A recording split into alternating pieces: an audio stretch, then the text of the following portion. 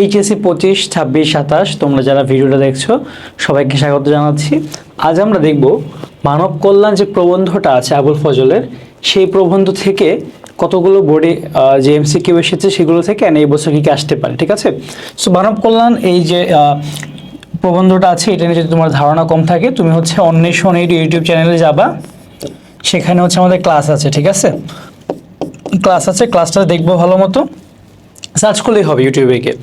একটা জিনিস তোমাকে একটু বুঝিয়ে দেয়, তুমি যে ক্লাসটাই করতে চাও বাংলা বা ইংলিশের, তুমি জাস্ট ধরো মানব কল্যাণ ক্লাস করবা, এখানে গিয়ে সার্চ দিবা যে মানব কল্যাণ অন্বেষণ এডু, তুমি ইউটিউবে গিয়ে সার্চ দিলে ইনশাল্লাহ এসে যাবে, ক্লাসটা করে ফেলো। তারপর এমসিকিউ ক্লাসটা করলে তোমার জন্য আর ইজি হবে, স্পেশালি যারা এইচএসসি 26, 27 আছো তাদের জন্য এটা। আর 25 ব্যাচ যারা ভিডিওটা দেখছো তারা দেখে ফেলো তাড়াতাড়ি করে। আচ্ছা, তো দেখো প্রথমত যে আছে আমাদের যে প্রশ্নটা, মুসলিম সাহিত্য সমাজের অন্যতম প্রতিষ্ঠাতা আবুল ফজল কোন যুগান্তকারী আন্দোলনের সাথে সরাসরি যুক্ত ছিলেন? তিনি ছিলেন বুদ্ধির মুক্ত আন্দোলনের সাথে যুক্ত। ঠিক আছে, তিনি ছিলেন বুদ্ধির মুক্ত আন্দোলনের সাথে যুক্ত, এই আন্দোলনটার সাথে। সো আমি তোমাদেরকে বারবার বলি যে বাংলা এমসিকিউতে ভালো করার জন্য তোমার পাঠ পরিচিতি, কবি পরিচিতি আর শব্দার্থ, এই জিনিসগুলো না খুব ভালো মতো পড়তে হবে। এখন তুমি বলতে পারো যে ভাই বাকি থাকে কি, আসলে কিছু বাকি থাকে না। পাঠ পরিচিতি, কবি পরিচিতি, এই দুটি স্পেশালি তোমার এমসিকিউ এর জন্য খুব বেশি ইম্পর্টেন্ট। ঠিক আছে, আর হচ্ছে কি শব্দার্থ। ওকে, সো শব্দার্থটা স্পেশালি কাজে লাগে তোমার ক আর খ নাম্বারে সৃজনশীলের। ওকে, ক আর খ এর জন্য এটা একটু ভালো মতো পড়বা। সো এই তো, তারপর আসলে আমরা সামনে যাই। বিজ্ঞানের অভাবনীয় আবিষ্কারকে ধ্বংসের পরিবর্তে সৃজনশীল মানবিক কর্ম নিয়োগ করা যায় একমাত্র কার সাহায্যে? সেটাই হচ্ছে মুক্ত বিচার বুদ্ধির মাধ্যমে। এই যে মুক্ত বিচার বুদ্ধি, হ্যাঁ, এই যে রেশনালিটি, এই রেশনালিটি নিয়ে কিন্তু কথা বলেছেন আবুল ফজল খুব ভালো মতো। ঠিক আছে, সরি, রেশনালিটি। ওকে, তারপর আসো আমরা সামনে যাই। এখানে আমরা দেখব নিচের কোনটি আবুল ফজল রচিত উপন্যাস? সেটা কিন্তু রাঙা প্রভাত। ঠিক আছে, এই যে রাঙা প্রভাত এটা কিন্তু আবুল ফজল রচিত একটা উপন্যাস। অ্যান্ড বারবার যেটা বললাম যে কবি পরিচিতিটা ভালো মতো পড়বা। এমসিকিউতে আমরা দেখি এইচএসসিতে তোমার মোটামুটি অনেক প্রশ্ন আসে এই কবি পরিচিতি আর পাঠ পরিচিতি থেকে। ওকে, তারপর আসেন, এখানে আছে মানুষের ভালো করো, মানুষের কল্যাণ করো, সুখ শান্তি দান করো মানুষকে। এই নির্দেশ কারা দিয়েছেন? এটা দিয়েছেন ধর্ম প্রবর্তকেরা। হ্যাঁ, যারা হচ্ছে তোমার ধর্মকে প্রচার করেছে, ধর্ম প্রবর্তক বা প্রচারকেরা আর কি। এটা একদম সরাসরি লাইন এসেছে। তারপর দেখো এখানে শিক্ষা গ্রহণকারীর দীনতা কোথায় প্রতিফলিত হয়? সেটা হচ্ছে সর্ব অবয়বে। যারা শিক্ষা গ্রহণ করছে তাদের এভরিহোয়ার, ঠিক আছে, সব জায়গায়, ঠিক আছে, তাদের সব জায়গায় একটা দীনতা প্রকাশ হচ্ছে। কেন? তারা শিক্ষা গ্রহণ করে নিজেদেরকে কি বেশি শিক্ষিত ভাবতেছে। তারা কি ভাবে যে বাকি সবাই ভুল। সো তাদের সর্বভাবে কিন্তু একটা দীনতাটা প্রকাশ হয়। ঠিক আছে,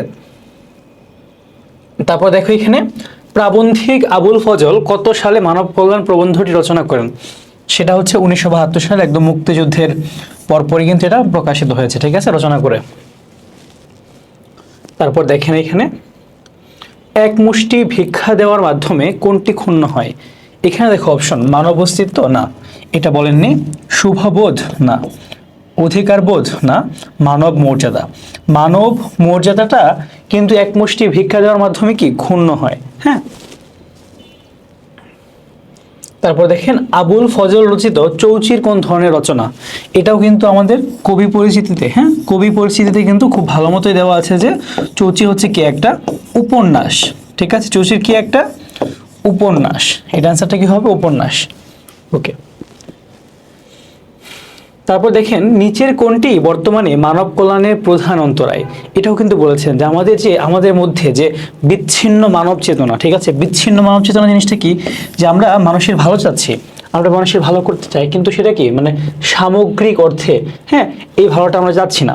আমরা কি তার মধ্যে ছোটখাটো হেল্প করতে চাই, যে আমি তাকে হচ্ছে একবেলা খাবার দিলাম, একটা খাবার দিলাম একজনকে, মানে ধরো যে একটা খাবার দিলাম 10 জন এসে ছবি তুললাম। ঠিক আছে, এই যে আমাদের বিচ্ছিন্ন মানব চেতনা, এটাকেই কবি মানে ট্রল করেছেন বলতে পারো।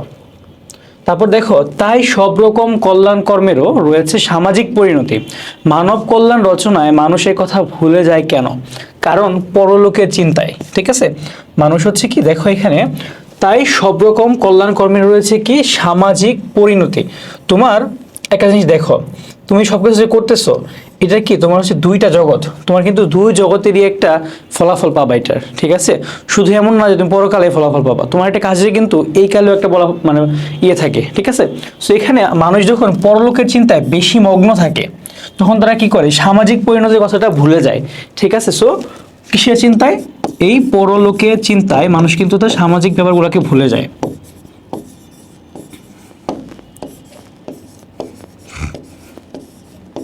এগুলো একটু দেখবা। তারপর হচ্ছে দেখো এখানে, মানব কল্যাণ প্রবন্ধ অনুসারে সত্যিকারের মানব কল্যাণ হলো, এখানে অপশনগুলো আমরা একটু দেখি। মহৎ চিন্তা ভাবনারই ফসল, ভিক্ষুককে ভিক্ষা প্রদান, গভীর মূল্যবোধের উৎসারণ। এখানে দেখো, এটা কিন্তু হয় যে মহৎ চিন্তা ভাবনার ফসল, এটা কিন্তু হচ্ছে ভিক্ষুককে ভিক্ষা প্রদান, এটা কিন্তু একদম বাদ, এটা কিন্তু একদম শুরুতেই বাদ। গভীর মূল্যবোধের উৎসারণ, সো 1 আর 3।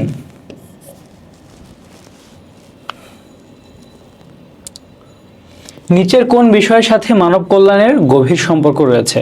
এটা এখানে দেখো, মর্যাদাবোধ, হ্যাঁ। প্রচুর ধন সম্পদ, না। মানবিক চেতনার বিকাশ, হ্যাঁ। সো 1 আর 3 এইটাও। তারপর আসেন সামনে মুভ করি একটু। এখানে মানব কল্যাণ হচ্ছে দান খয়রাত করা, না একদমই না, এটা শুরুতেই বাদ। এটা বাদ হইলে কি 2 আর 3। মানব স্বাবলম্বনের পথ দেখানো, মানুষের মর্যাদা বৃদ্ধি করা, সো এখানে কি হবে 2 আর 3। সো আমাদের ক্লাসটা শেষ। সত্যি বলতে মানব কল্যাণ থেকে রিসেন্ট ইয়ার্সে কম প্রশ্ন এসেছে, হ্যাঁ। সো আর এটা অ্যাড করা হয়েছিল পরে, আর লাস্ট কয়েক বছর তো জানোই যে আসলে অটো পাস, এই পাস, ওই পাস, ছোটো সিলেবাস। সো এর মধ্যে দেখো, আমাদের যারা এইচএসসিতে পরীক্ষা, এইচএসসির পর যারা ইউনিট পরীক্ষা দিবা, সো তোমাদের জন্য আমাদের একটা কোর্স আছে ভার্সিটি বিজয়। সেখানে আমরা ঢাকা বিশ্ববিদ্যালয়ে ক্ষয় ইউনিট সহ সকল বিশ্ববিদ্যালয়ের ক্ষয় ইউনিটের একটা সুন্দর একটা প্রিপারেশন নিয়ে দিব। আমাদের ক্লাস যদি ভালো লাগে, তোমরা নিজেরাই ডিটেলস খুঁজে বের করে ফেলবো ইনশাল্লাহ। ওকে, এই যে দিয়ে দিলাম। আর তোমরা যদি ফোনে কথা বলতে চাও, এখানে নাম্বারটাও দেওয়া আছে, একটু কল দিয়ে নিও। ওকে, সবাই ভালো থাকো, আল্লাহ হাফেজ।